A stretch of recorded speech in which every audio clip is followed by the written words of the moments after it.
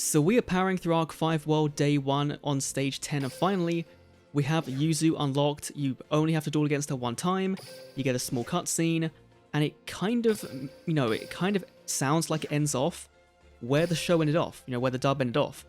And so, this might all be post-season, like the wording they used was very similar to the very last moments of the show. Hopefully she's good, right? We just had a Gong and did Gong's kind of review, and Gong was pretty terrible, just in terms of like old event cards and getting the ticket and all that kind of thing. So I assume now we'll get the animation for Bloom Diva, which very Black Rose Dragon. Like the whole choreography is very similar to Black Rose Dragon, but obviously not a dragon at all. So as always, let's start off with brand new cards with, first of all, a non-melodious card in Rise Spell the Summoner. I think we had this one like leaked, or this was kind of like a very obvious one that would be very early on. It's a Wind Psychic Pendulum that makes no sense to be with Yuzu, but sure. Once per turn you can target one face-up monster on the field, increase level by 1, so, helping for Synchro Xyz summons.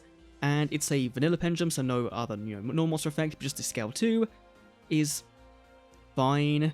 Not really that great. Then at number 7 we have Rise Bell the Star Adjuster, another event card. Okay, Psychic again. Not even like a fairy like Rainbow Zoo would be really cool. Oh, there's a Rainbow Zoo. I called this one back in like months ago. I think it was. I said that Yuzu would have something like Rainbow Zoo because it just kind of felt right if they weren't going to give us melodious stuff, and it's not very good. It's a scale 8, so high scale, very cool.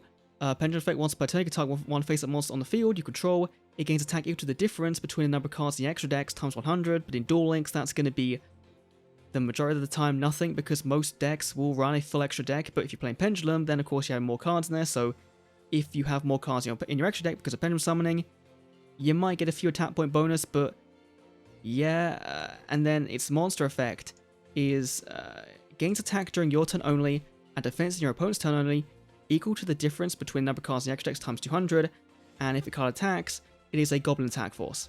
Just not very good on that one. Then we have the aforementioned, the choice ticket, which again is ridiculous. They shouldn't put it in there, but I'm guessing that because these two have it, then Silvio probably will have it as well, which is quite a bit of a write-off.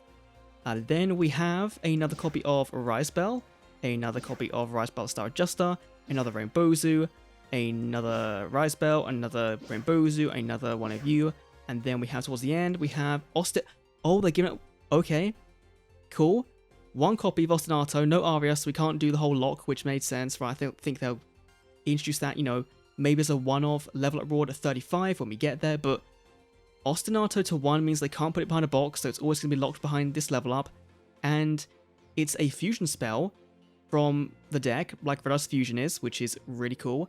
And in the end phase, you destroy the monster you fusion summoned, but you special summon out the materials, which means you can then go for an Xyz summon on the next turn, or refusion it, or in the future, Link summon. Like, the main game plan really was going to be to have Arya and Elegy. You go into your big fusion, and then they detach, and then both of them will create a lock on the board. You can't do that because we're not getting those characters, those cards, but getting one Ostinato might not be enough for the deck to kind of function properly, like as good as it could be, but it's definitely a start and definitely a bit better than Gong's cards in terms of actually playability, so not too bad. But now onto the skills, with Fusioning Maestro as the brand new default skill that gives us Bloom Diva for free, which of course is a box UR, and also gives us Soprano and Crystal Rose for free, which we do get via the gate, so I'm kind of happy they aren't putting these cards in in her level up wars as well, like they did with Gong, but, this is fine. In addition, the following effect can be used if you have Crystal Rose on the field. Return or banish fusion monster to your extra deck once per duel. That's really good, because Crystal Rose, you banish a fusion monster, especially start from the graveyard, so you then banish the fusion, then put it back into the extra deck to then fusion summon with Crystal Rose. Just kind of getting one more use out of the skill, out of the cards, is not terrible, right? Then we'll go on to her brand new skills that aren't the default one. Draw reserves. This can be used at the beginning of your main phase on your first turn. Return 3 cards from your hand to the deck. You can draw 3 cards in your next draw phase. So this is a magical mallet, but with a 1-turn delay. this might genuinely be a good skill for Infernity because they like having no cards in hand. So if you can guarantee that, you open 4 cards, maybe you want your launcher, you then, bounce everything back apart from launcher and then get your turn 1 combo off. That could possibly work. But it would be kind of weird playing Infernity with Yuzu, but sure, weirder things have happened in Duel Links. Duel Recital, the attack of all most monsters on the field is increased by 100 for each of one of them. It's a Tie the Bind skill. Not very good because you just use Tie the Binds. Fairy Smile we have already. From Songstress to Maestra, send one face-up monster you control to the graveyard whose original name includes Melodious to the graveyard. Then play one Melodious Maestra monster from your deck or graveyard to your field, whose level is higher than that of the sent to the graveyard, and you must have a Melodious monster deck. I'm gonna quickly go and see what that actually targets. I think that's really good for how the deck works. So we want Maestra, right, Maestra. This can get you into your Mazata, which can then special another fairy from hand, or gets you into your Shopina, which no, you're going for Mazata, right? This is your Mazata summon. Mazata was, in the early era of the show, before she got fusions, this was our race monster, so having a skill that does give her access to this in a much easier way does make a lot of sense. So that might be the best skill so far that I've seen for any character, in general for this world. Holy Guard, Master Fusion, Pendulum Extra Reset. Return all face-up Pendulum monsters in your extra deck to your deck. Change all face-up Synchro, Fusion, and Xyz Pendulum monsters in your extra deck face down. So this clearly is a skill we can't use yet, because we don't have any Synchro, Fusion, or Xyz Pendulums in the game. And even if we did, it's giving you one more use of something like, say, a Dark, what's it called, an Oddeyes Rebellion Dragon, or Oddeyes Wing Dragon, or Oddeyes Venom Dragon. It's weird this is on Zuzu, because she doesn't use any, hybrid pendulum cards. So, I don't know what it's doing. This doesn't sound terrible. But it's one we can't, it's like the Oddeyes U skill, the Oddeyes Advent one and Fusion one. We can't use this. So, there's no real point right now to kind of discussing it. Then we have Pendulum Recovery. Increase your life by 500 times the number of Pendulum Summon monsters during the turn, once per duel. Okay. Fair enough. Like, if you summon out 3, that's 1500 life points. Summon 1, it's 500. It's serviceable, but won't really see play.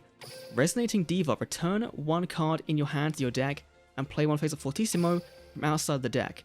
This can only begin the duel if you begin a deck or extra deck with no others than Melodious. I know that's a fusion spell as well. But you of course have to have the materials on board. It's not as good as Ostinato. Like, if this was an Ostinato skill, then that would have been broken, but it's not. So this is fine. You might genuinely play this over something like the Songstress to Maestra thing in some cases, but I think this one is still going to be better. And finally, we have Slow Tempo. Can be used on your turn if you took bad damage on the previous turn. The first monster summoned by your opponent cannot attack during your opponent's next turn. This is kind of cool.